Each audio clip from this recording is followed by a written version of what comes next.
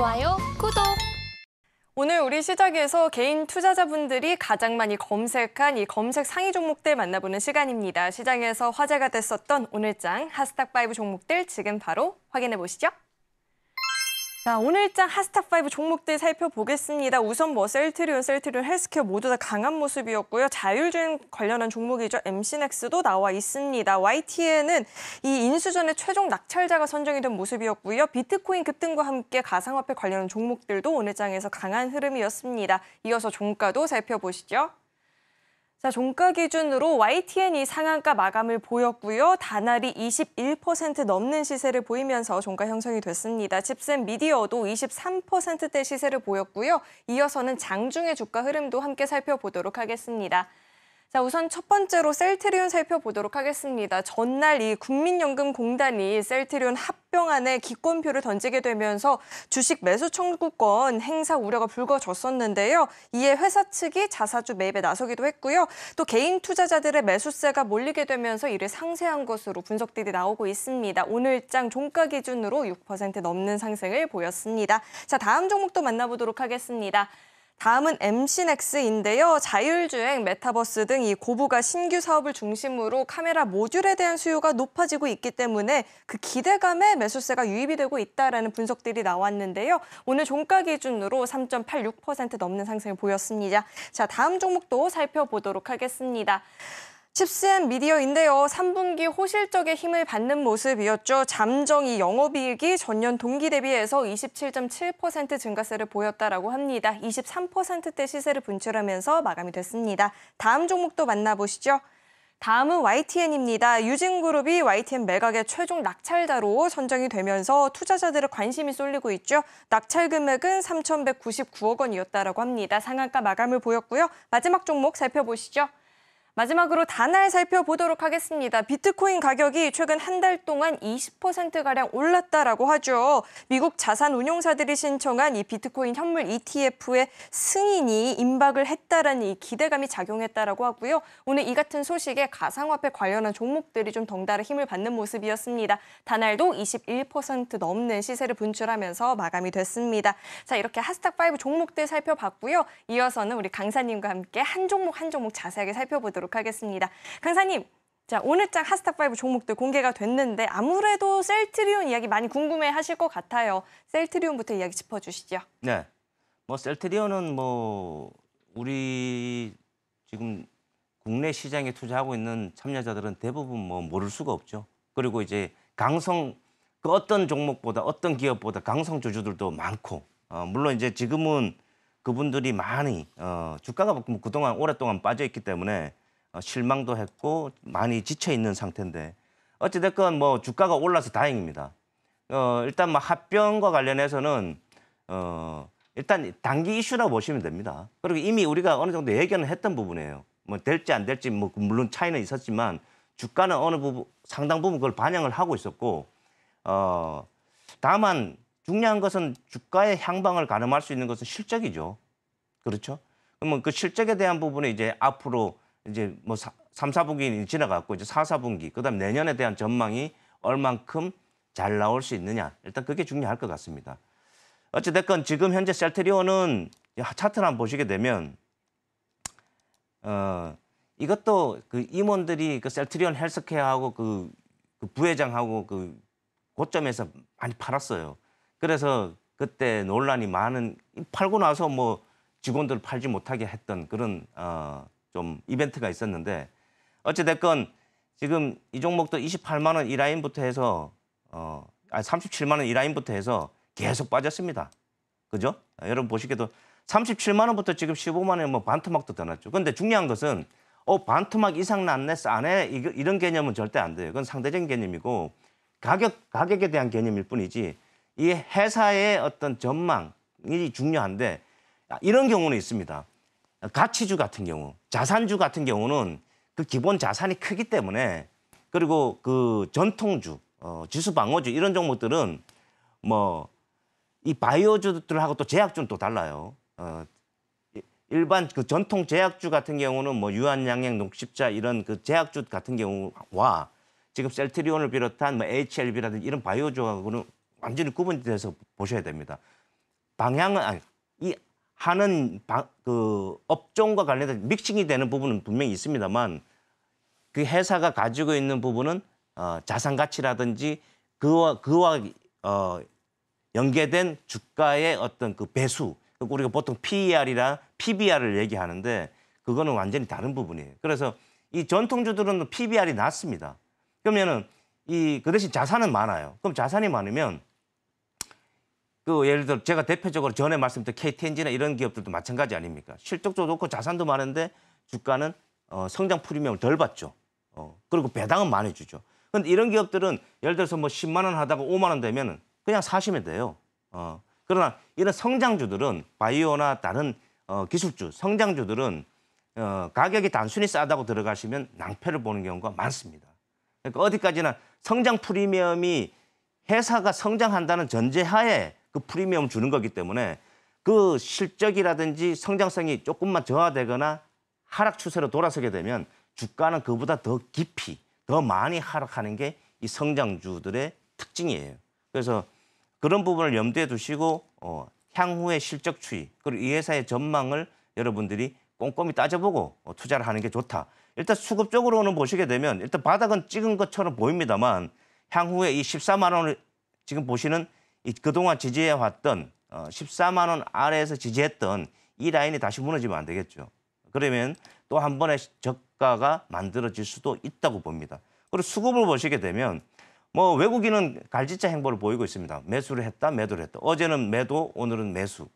그리고 이제 기관은 특히 연기금은 연일 매도하고 있는 게 지금 화면에 보셔도 자, 여기 연기금은 계속 하루도 빠짐없이 매도하고 있죠.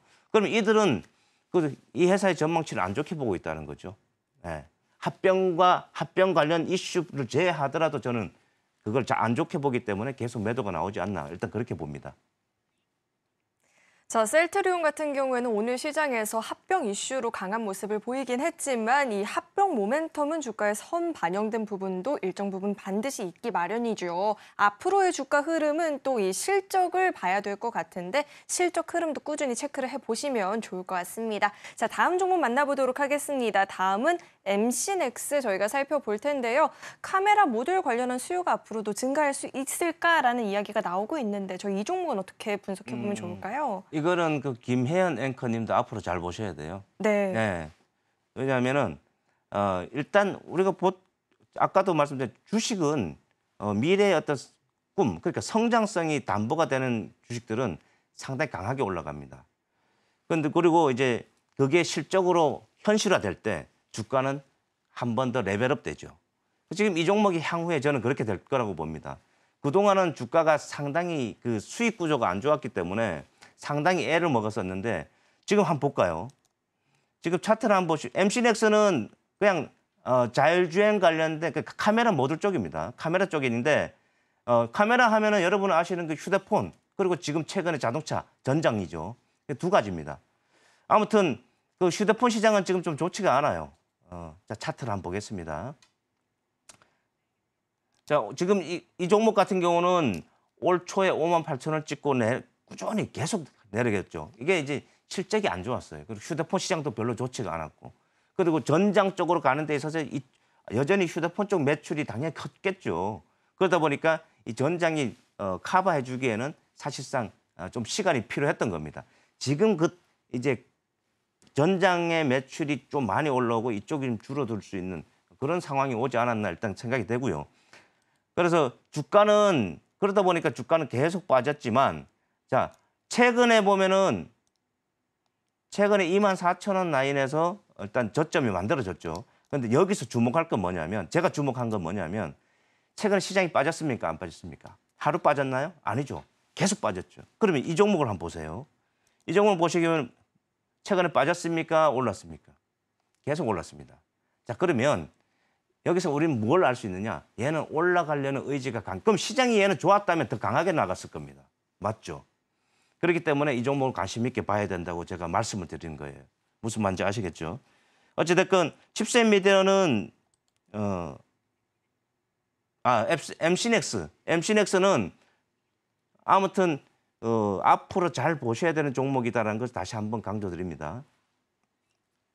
자, 우선 최근에 이 시장이 흔들렸음에도 불구하고 주가가 굉장히 강한 모습을 보였죠. 앞으로의 주가 흐름도 기대하시면서 흐름을 지켜보면 좋겠다라는 이야기도 들어봤고요. 이어서 바로 칩셋 미디어 이야기도 짚어주시죠. 네.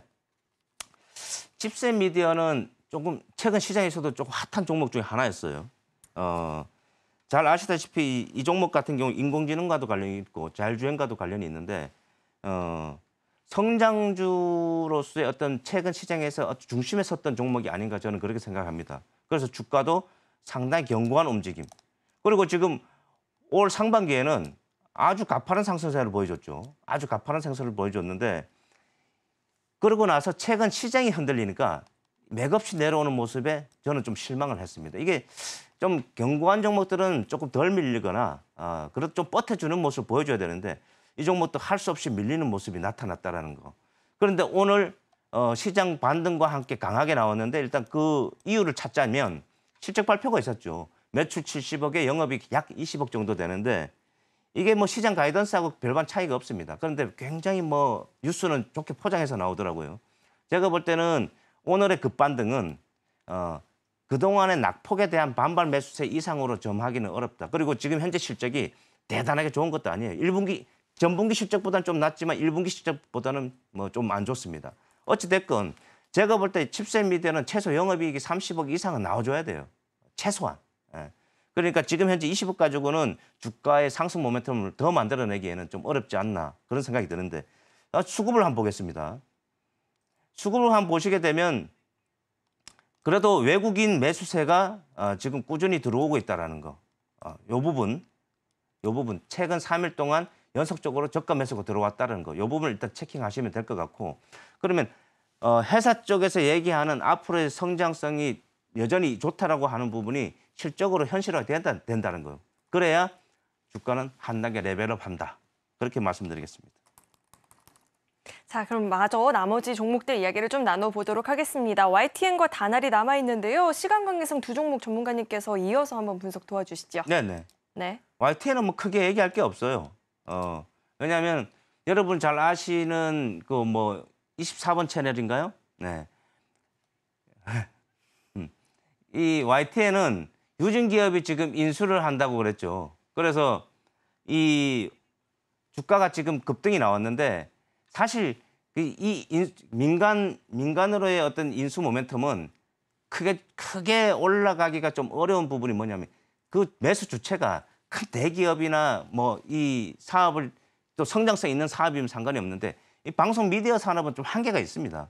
그러다 보니까 그냥 단발성에서 저는 그칠 거라고 보고 그리고 이제 차트를 잠깐 보시게 되면 지금 이 8,000원 위에서의 어떤 이 매물벽이 또 만만치가 않아요. 물론 내일 강하게 뚫을 수도 있겠습니다만 제가 볼 때는 내일은 저항을 맞을 가능성이 높다.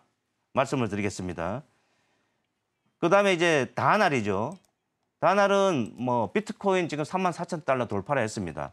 그래서 이 관련주들이 오늘 강하게 상승이 나오는데 비트코인은 미국 SEC에서 그 ETF를 승인할 가능성이 높아요. 이건 어쩌면 그 하나의 트렌드이기 때문에 이 비트코인을 지금 과거의 비트코인하고 비교하면 안 되죠. 지금은 그 캐파가 상당히 커졌기 때문에 제가 볼 때는 앞으로 호재가 계속 나올 이게 제가 볼 때는 이 3만 달러 돌파가 그냥 단발적인 이슈에 그치지 않는다. 단기 급등에 그치지 않는다. 저는 그렇게 봅니다. 그래서 여기서 제가 내일 제가 노란톡에 오시면 제가 그 미국에 투자해야 될 비트코인 관련주 좋은 종목을 하나 알려드리겠습니다. 좋아요, 구독!